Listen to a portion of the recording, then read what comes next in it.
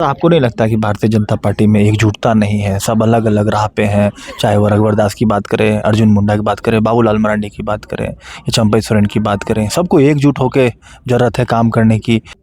आज की राजनीति में राजनीतिक स्तर इतना गिर गया कि लोग प्रधानमंत्री तक को नहीं छोड़ते हैं। क्या लगता है कि 25 साल में कितना बदला घाटशिला? इतनी साले सरकार, ये कहते हैं कि भाजपा की 17 साल सरकार रहा, पिछली बार महागठबंधन की सरकार है। सर एक आरोप प्रत्यारोप चलता है। हम बात कर रहे हैं एयरपोर्ट, भारतीय जनता पार्टी ने एक दिशा दे दिया है कि यहाँ एयरपोर्ट होना चाहिए। आज नकल होगा, हमारी सरकार आए या किसी की सरकार आए, कोई नहीं, कोई जरूरी नहीं है।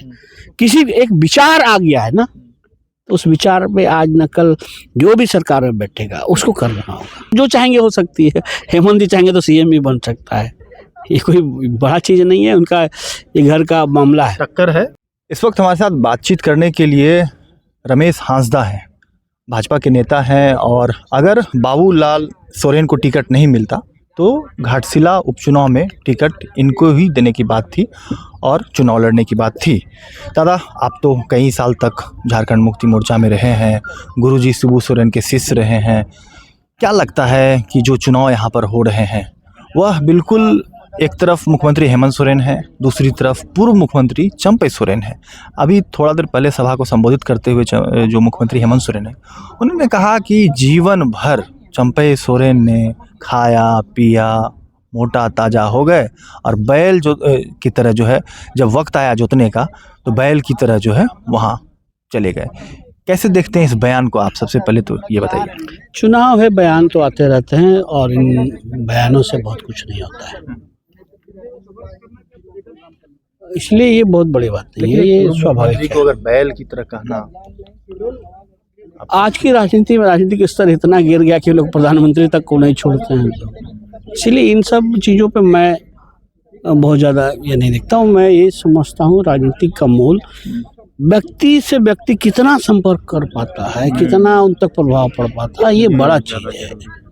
अब बयान कुछ दे ले, यदि आपका जनता के साथ संपर्क नहीं है और जितने बड़े भी आप नेता हो जाए, कुछ नहीं होता। इसलिए इन सब चीज़ों पे मेरा तरफ से कोई सरोकार नहीं रहता। दादा, आप तो काफ़ी पसीना बहाए हैं, जन जन तक गए हैं घाटशिला में, ऐसी बातें कर रहे हैं विपक्ष की कि टिकट जो है देने में गड़बड़ी कर दी उन्होंने। अगर बाबूलाल सोरेन की जगह पे, पुत्र मोह की जगह पे, अगर परिवारवाद की जगह पे, क्योंकि भाजपा हमेशा कहती है कि परिवारवाद पे आरोप लगाती है, कटाक्ष करती है, लेकिन खुद इस बार परिवारवाद में फंस गई है। और अगर बाबूलाल सोरेन के बदले कोई और कैंडिडेट होता तो थोड़ा बहुत सोचते। और ये जो मैच है चुनाव का, ये कहा जा रहा है एक तरफा है, बिल्कुल कोई टक्कर ही नहीं है, प्रचंड बहुमत से जीतने वाले हैं रामदास सोरेन के जो बेटे। देखिए, अभी चूंकि ये मामला का पट्टाक्षेप हो गया है, तो इसलिए इस पे कोई बात करना बेमानी होगी, और संगठन ने जब तय कर दिया तो उसके बाद तो सवाल ही नहीं खड़ा होता है। और भारतीय जनता पार्टी की एक परंपरा है, प्रत्याशी नहीं लड़ता है, पार्टी लड़ती है। और पार्टी आप देख रहे हैं पूरी संगठित होकर के, पूरा टेक्निकली एकदम गांव तक हम पहुंच गए हैं। आदरणीय आदित्य प्रसाद साहू जी का लीडरशिप पे इतने दिनों से चुनाव का संचालन हो रहा है, तो आप देख सकेंगे कि रिजल्ट क्या होगा वो बात की बात है, लेकिन हम गांव-गांव तक पहुंच चुके हैं। पार्टी की चर्चा हर घर में हो रही है। एक समय था भारतीय जनता पार्टी यहाँ गांव घुस नहीं पाता था 14 से पहले। क्यों नहीं घुस पाता है भारतीय जनता इसलिए पार्टी? कि झारखंड मुक्ति मोर्चा क्षेत्रीय दलों का प्रभाव बहुत ज्यादा था यहाँ, कांग्रेस का आप भी झामुमो में होंगे। हाँ, उसमें झामुमो में था। और कहीं बदलेंगे, बीजेपी की तरफ कैसे कन्वर्ट करेंगे? उनका मंत्र है हमारे पास, हम जब चाहे तब कर सकते हैं मंत्र को। वो मंत्र चलेगा? मंत्र क्यों नहीं चलेगा? आप मैन टू मैन होइए, आप लोगों का सेवा में रहिए, लोगों के साथ बातचीत कीजिए, वार्तालाप कीजिए, उनकी चीजों को समझिए, क्यों नहीं होगा? होगा, एकदम होगा। इस बार 11 तारीख को दिखेगा वो। हमारा जितना अपनी क्षमता थी, अपनी क्षमता अनुरूप हमने किया है, और मैं समझता हूँ मेरी क्षमता ही नहीं, पार्टी ने संगठित होकर चुनाव लड़ा, सीट निकल जाएगा, उम्मीद करते हैं। चंपेदा की जो बातें कही जा रही कि राजनीतिक कैरियर ही खत्म हो जाएगी। यार देखो, कौन क्या बोलता है नहीं बोलता है, सबसे अब बहुत ज्यादा फर्क नहीं पड़ने वाला है। यदि हम घाव को जितना ये कुरे देंगे ना, उतना बास मारेगा। इसलिए इन सब चीजों पे मेरा तो कतई कोई विश्वास नहीं रहता है। क्या लगता है कि 25 साल में कितना बदला घाटशिला? इतनी साले सरकार है, कहते हैं कि भाजपा का 17 साल सरकार रहा, पिछली बार महागठबंधन की सरकार है, सर एक आरोप प्रत्यारोप चलता है HAICL को लेकर, यूरेनियम किसी भी पार्टी का के द्वारा बोला जाना बेमानी है। झारखंड बनने के बाद सरकारें सब पार्टियों की रही है। मैं झारखंड मुक्ति मोर्चा में था तब भी सरकारें बनी थी झारखंड मुक्ति मोर्चा की। आज मैं बीजेपी में हूँ तो बीजेपी की भी सरकार कई बनी, हमारे भी नेतागण कई मुख्यमंत्री बने, वो भी उनके भी घर से कई मुख्यमंत्री बने। तो ये बेमानी है, लेकिन झारखंड इन 25 सालों में काफी विकास हुआ है एकदम। मैं जब घाटशिला में दौरा करता था आदरणीय रामदास सोरेन जी के साथ, खुला जीप में हम लोग रहते थे और घर जाते थे तो सर में पूरा धूल कण घुसा हुआ रहा, क्योंकि मुरुम का सड़क था, हर जगह कोना कोना नहीं होंगी उस नहीं थी, मिट्टी की सड़कें में हम लोग घूमते थे। बारिश में तो गाड़ी भी फंस जाता होगा। आज वहाँ पर बम चिकना रोड है, धूला का नाम नहीं है। जो भी गवर्नमेंट आए इतने सालों में ऐसा नहीं है। ये बोलना केवल राजनीतिक रूप से बोल देना ये दुखद बात है।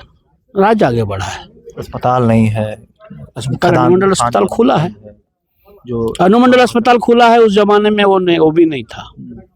मैं उसकी तुलनात्मक आप देखिएगा, आज हम बात कर रहे हैं एयरपोर्ट, भारतीय जनता पार्टी ने एक दिशा दे दिया है कि यहाँ एयरपोर्ट होना चाहिए, आज नकल होगा।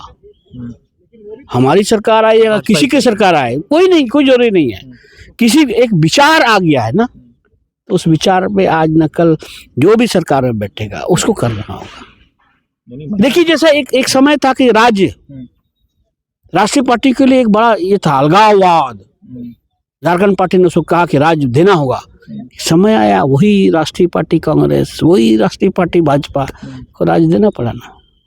इसीलिए एक विचार जब सामने आ जाता है तो आज न कल वो स्टेप बाय स्टेप मैंडेट बनता है, मानसिकता बनती है, राजनीतिक अपने आप से उस चीज को कर देते हैं। दादा आपको नहीं लगता कि भारतीय जनता पार्टी में एकजुटता नहीं है, सब अलग अलग राह पे हैं, चाहे वो रघुवर दास की बात करें, अर्जुन मुंडा की बात करें, बाबूलाल मरांडी की बात करें या चंपई सोरेन की बात करें, सबको एकजुट होकर जरूरत है काम करने की। क्योंकि जो योजनाएं चल रही है इस वक्त राज्य की सरकार में, मैया सम्मान योजना का जिस तरीके से जादू कहा जा रहा है चल रहा है, जिस तरह की भीड़ उमड़ रही है, कल्पना सोरेन की जिस तरह की लोकप्रियता है, आपको नहीं लगता है कि कहीं टक्कर नहीं? आपको केवल कल्पना जी की भीड़ याद रहती है, हमारे भी तो भी कल भीड़ था, उसके बाद तो अब चर्चा नहीं कर रहे। जब चुनाव थी तो प्रचंड बहुमत आई है, सरकार ने जो रिजल्ट लाया है, मैया सम्मान का जो जादू चला, उसको लेकर मैंने कहा पिछले बार में कुछ चीजें हुई है, उसकी पार्टी अपना स्तर से देख रही क्या हुई है नहीं हुई है, सब चीजें सार्वजनिक नहीं होती है, लेकिन उन चीजों को ये करते हुए पार्टी आगे बढ़ेगी,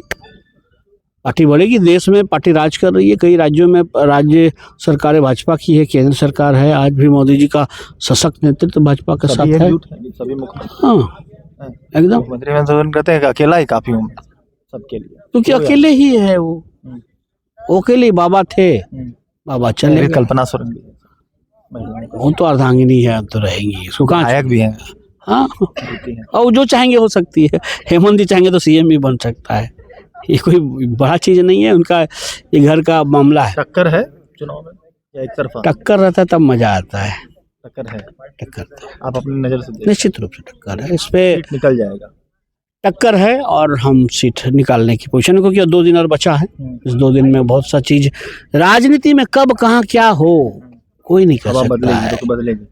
रुख बदलेगी कमल खिलेगा, फिजाएं बदलेंगी रुख बदलेगा, समय आएगा कमल खिलेगा। 14 तारीख को फिर बातचीत करेंगे। यस, एकदम मिठाई के साथ बात करेंगे।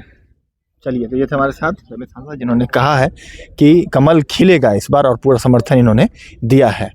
देखने वाली बात होगी कि 11 नवंबर को जो उपचुनाव होना है उसे लेकर किस तरफ जनता जो है जाती है। हर पार्टी, हर नेता कई तरह की जो है वायदे कर रही है चुनाव में, लेकिन यह वायदे कितने धरातल पर उतरेंगे यह वक्त बताएगा। शुक्रिया।